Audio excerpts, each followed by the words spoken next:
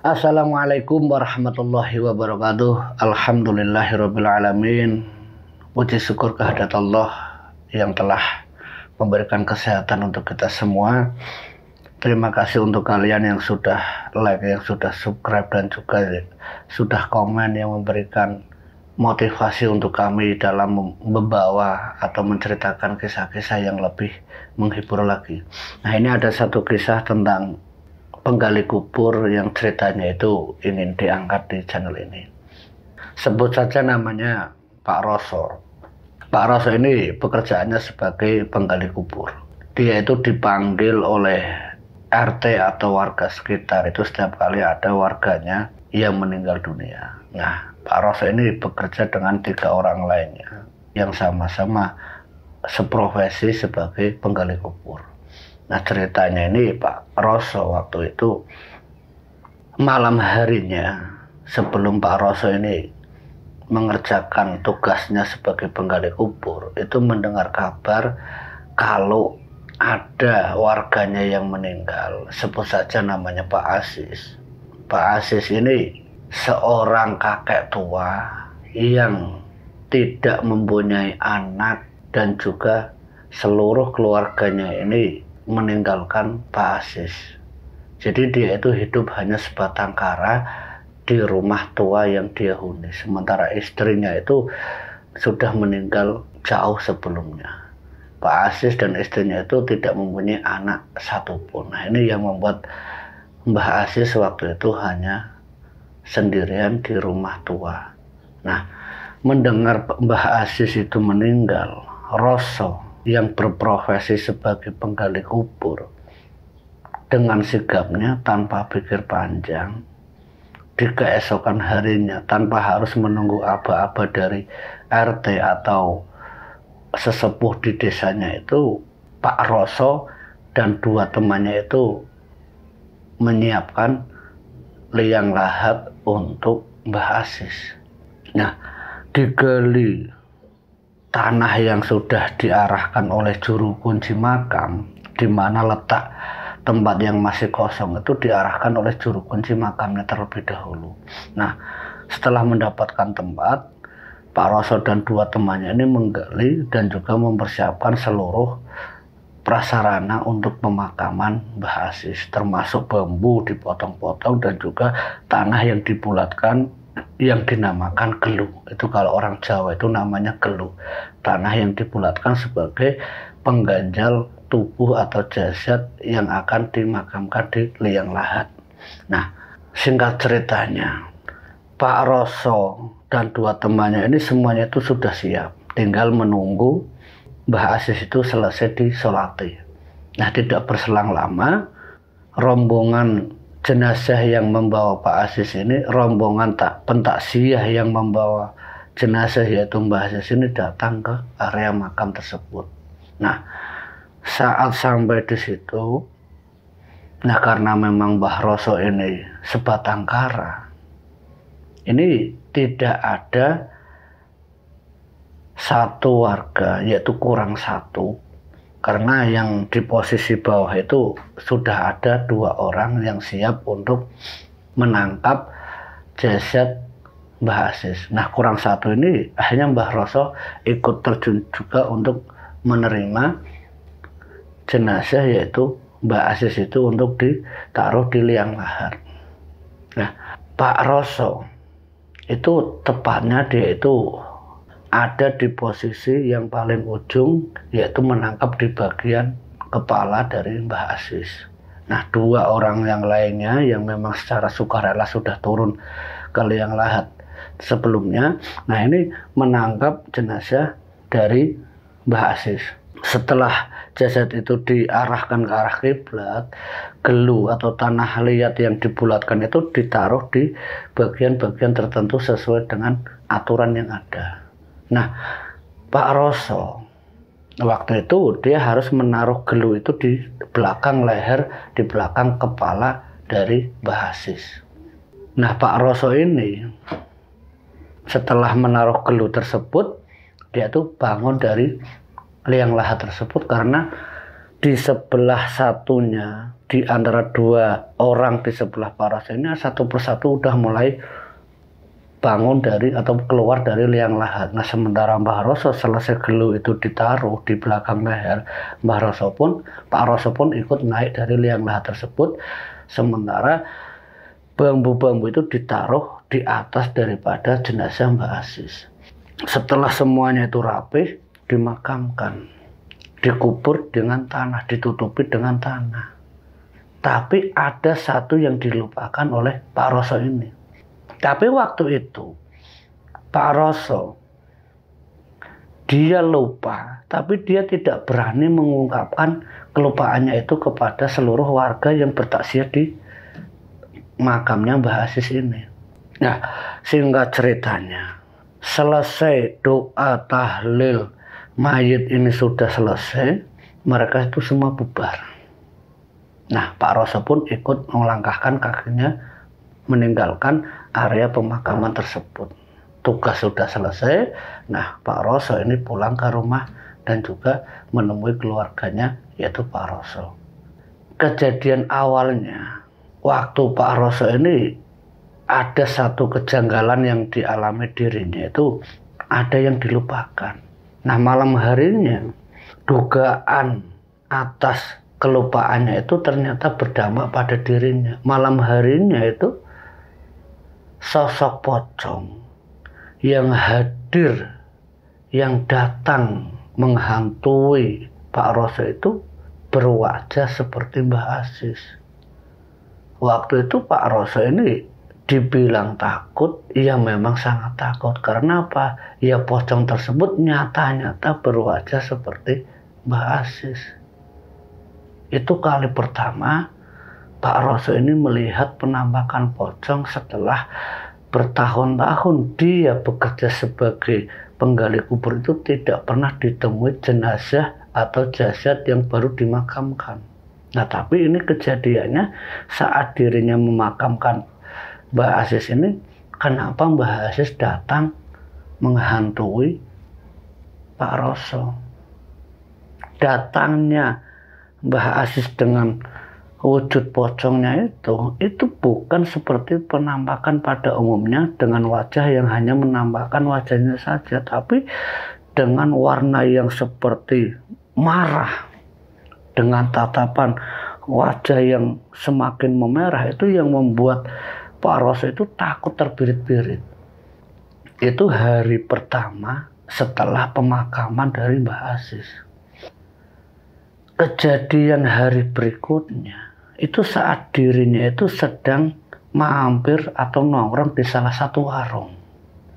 Ya, keseharian orang kampung kalau habis sholat isya itu biasanya nongkrong-nongkrong di warung-warung wedang.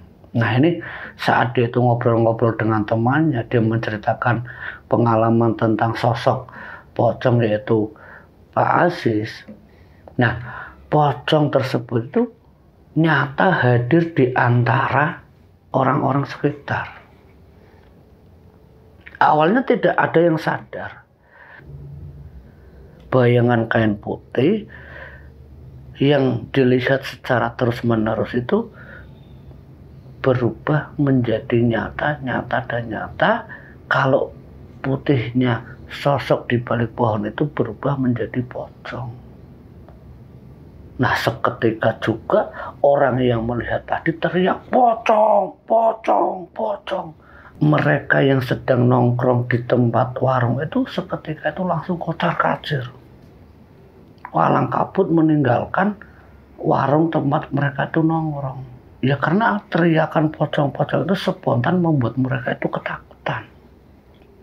Nah, ketakutannya mereka itu tidak hanya saat mereka itu di warung saja. Ada beberapa warga yang melintasi warung tersebut. Saat 7 orang ini keluar rame-rame dari warungnya, si pemilik warung pun ikut kabur karena melihat sosok pocong di balik pohon besarnya itu. Pocong, pocong. Teriakan itu sampai 2 kali, antara yang pertama dan yang kedua. Ini yang membuat orang yang mau lewat di depan warung itu langsung belok, tidak jadi melewati warung tersebut. Nah, keesokan harinya warga di sekitaran desanya Pak Roso ini membuat geger. Ya karena sosok pocong itu benar-benar nyata dilihat, bukan satu orang saja. Tapi ada dua kesaksian, yaitu salah satu orang di warung dan juga pemilik warung. Nah, kejadian di hari berikutnya, pocong sosoknya Pak Aziz ini sering mengganggu warga-warga sekitar. Itu bukan hanya di area-area yang angker, tapi di tempat umum. Kejadian penampakan pocong Mbah Aziz ini membuat teror di desa itu menjadi sangat mengerikan. Beberapa hari setelah meninggalnya Mbah Aziz, sampai kepala desa itu bingung cara mengatasinya. Karena sosok tersebut, sosok pocong ini, itu datangnya itu tidak hanya di tempat-tempat tertentu. Saat mereka sedang pulang ngaji, diganggu. Saat ada orang yang sedang keluar malam, itu sosok itu muncul secara tiba-tiba. Tapi kejadian yang membuat sosok pocongnya Pak Aziz ini sering menghantui ke Pak Roso. Pak Roso, warga yang melihat pocongnya Mbah Aziz itu, menurut Pak Roso itu hal biasa. Ya karena dia sendiri yang mengalami kejadian mengerikan tentang Mbah Aziz yang berubah sudah menjadi pocong. Itu selalu datang dimanapun dia itu berada. Setiap malam, mulai dari jam 9 sampai subuh, itu sosok pocong itu selalu menghantui dimanapun Pak Roso ini ada. Di dalam kamar mandi, bayangan pocongnya Mbah Aziz sering seperti ada. Bayangan itu muncul. Di dalam kamar istirahatnya bersama istrinya pun, sosok itu sekelebatan itu seperti datang. Nah, ada kejadian yang membuat Roso ini benar-benar ketakutan, yang membuat dirinya ini benar-benar merasa sangat stres. Ya karena Mbah Aziz yang berubah jadi pocong itu, menterornya Pak Roso itu benar-benar seperti ancaman. Di dalam mimpinya, Mbah Roso itu merasa kalau sosok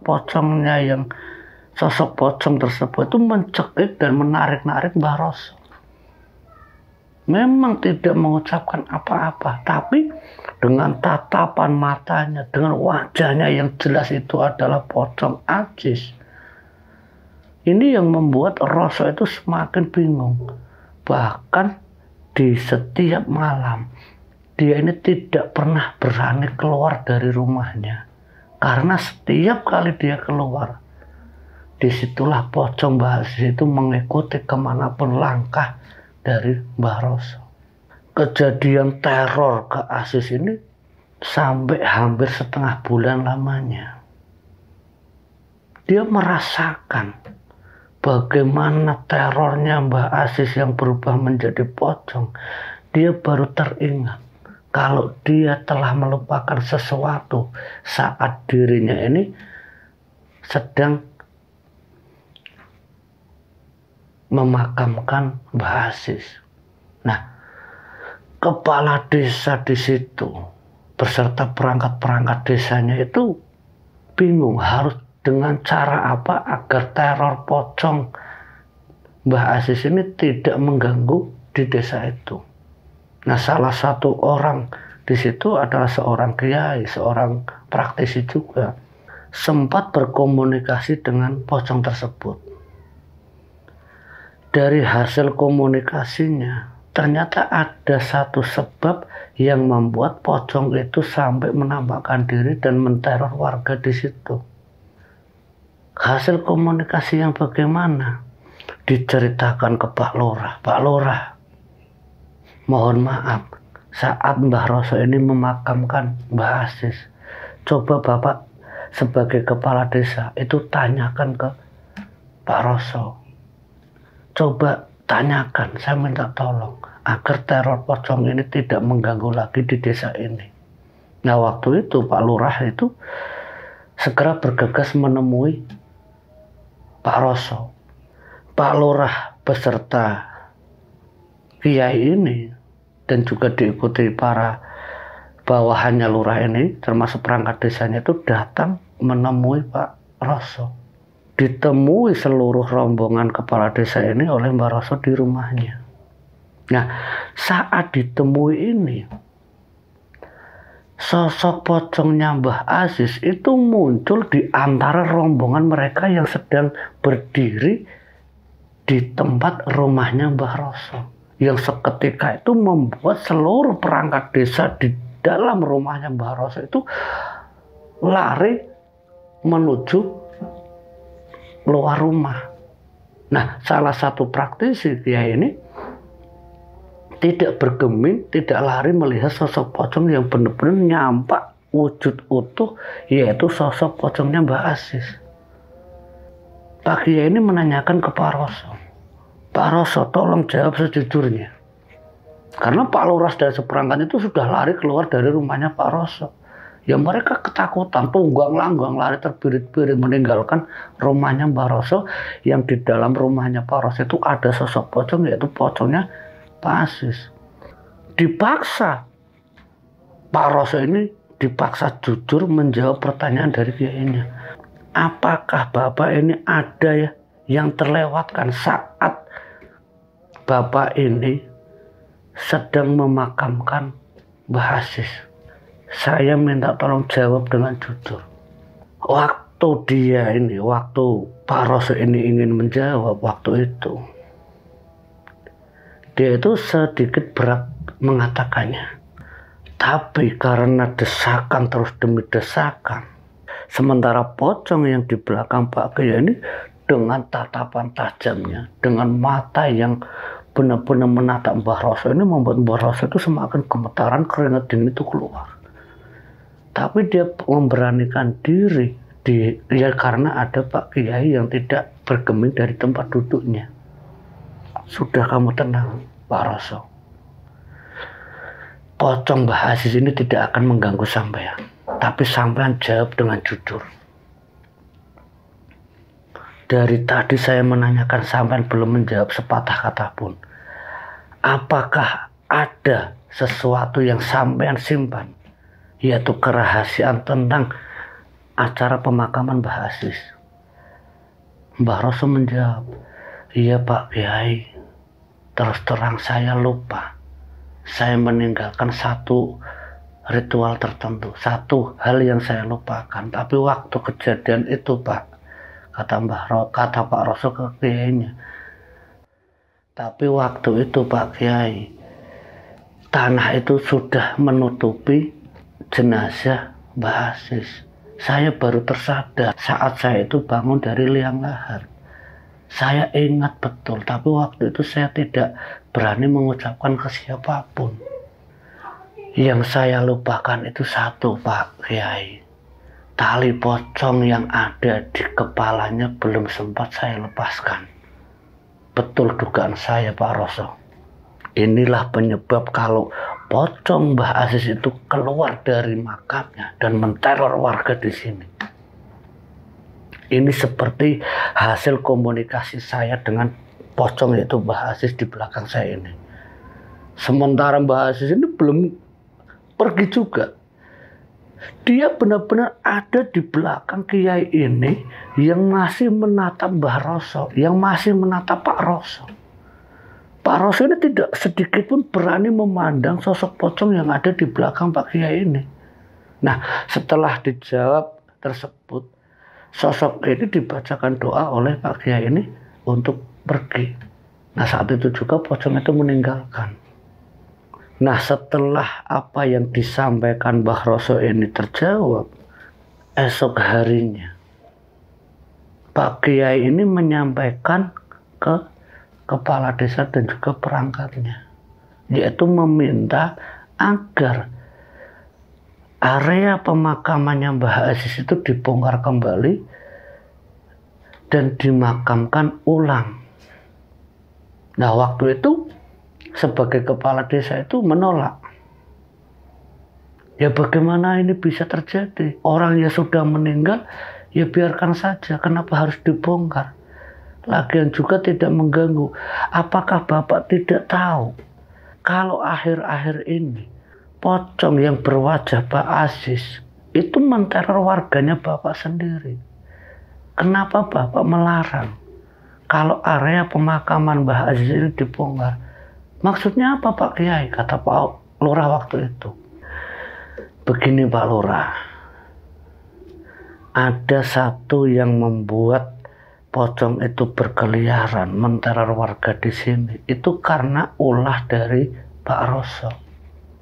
Pak Roso ini melupakan satu hal, yaitu tentang tali pocong yang ada diikat kepala dari Mbah Aziz itu belum sempat dilepaskan.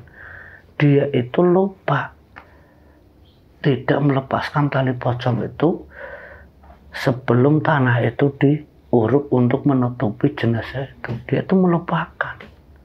Tapi Pak Roso itu ingat setelah tanah itu menutupi jenazah Pak Aziz. Tapi waktu kejadian tersebut, Pak Roso ini tidak berani ngomong ke siapa-siapa. Dia itu membiarkan saja. Tapi kejadian-kejadian itu ternyata berdampak pada Pak Roso sendiri dan juga warga di sekitaran desa tempat Pak Lurah ini memimpin. Mendengar penjelasan dari Pak Kiai ini, akhirnya Pak Lurah itu menyetujui. Nah siang itu juga Pak Roso itu dipanggil oleh kepala desa dan juga beberapa orang yang sebagai penggali kubur ini dipanggil oleh Pak Lurah untuk membongkar kembali makam Pak Aziz. Kasus pembongkaran makamnya Mbah Aziz ini sempat didengar oleh warga sekitar yang membuat semuanya itu rame-rame melihat area pemakaman Mbah Aziz itu dibongkar. Menunggu apakah benar kalau tali pocongnya Mbah Aziz itu belum dilepaskan. Nah, setelah rame-rame semua warga ini menunggu pembongkaran makam, setelah selesainya jasad itu dilihat oleh beberapa warga dan ternyata benar tali pocong yang ada di atas kepala Pak Aziz ini belum sempat dilepaskan oleh Mbah Roso. Nah, teror itu hanya terjawab sudah kalau pocong yang selama ini datang menghantui warga, teror pocongnya Mbah Aziz itu ya hampir membuat Pak Roso itu gila. Ya kenapa? Setiap kemanapun dia melangkah di malam hari, sosok pocong Mbah Aziz ini tidak pernah sedikit pun meninggalkan Mbah Roso.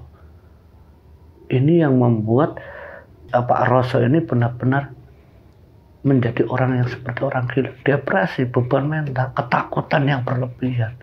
Tapi kejadian itu beruntung karena ada Pak Kiai. Dari hasil komunikasinya dengan pocong yaitu Mbah Aziz itu terjawab, terkuak kalau ternyata sebab musababnya itu dikarenakan lupa melepaskan tali pocong dari Mbah Aziz. Acara pemakaman setelah tali itu dilepaskan ditata kembali seperti semula. Dengan Pak Kiai ini hanya dibacakan doa, ditalkin mayit lagi, dan semenjak saat itu teror pocong Mbah Aziz itu tidak lagi menteror warga dan juga Pak Roso. Semuanya kembali menjadi aman. Tapi cerita teror pocong Mbah Aziz ini sempat menjadi hal yang menggegarkan sampai ke desa-desa yang lain. Karena teror itu sampai setengah bulan namanya. Dan itu menjadi cerita legend di salah satu desa tersebut. Sampai cerita ini masuk ke channel Sunyi Sepi ini. Semoga apa yang saya sampaikan di sini menjadikan wawasan dan juga pengetahuan untuk kita semua, bahwasanya di balik apa yang ada dalam cerita ini semua itu ada sebab dan musababnya. Terima kasih untuk kalian semua. Akhir kata, wallahu muwaffiq ila aqwamit thoriq. Wassalamualaikum warahmatullahi wabarakatuh.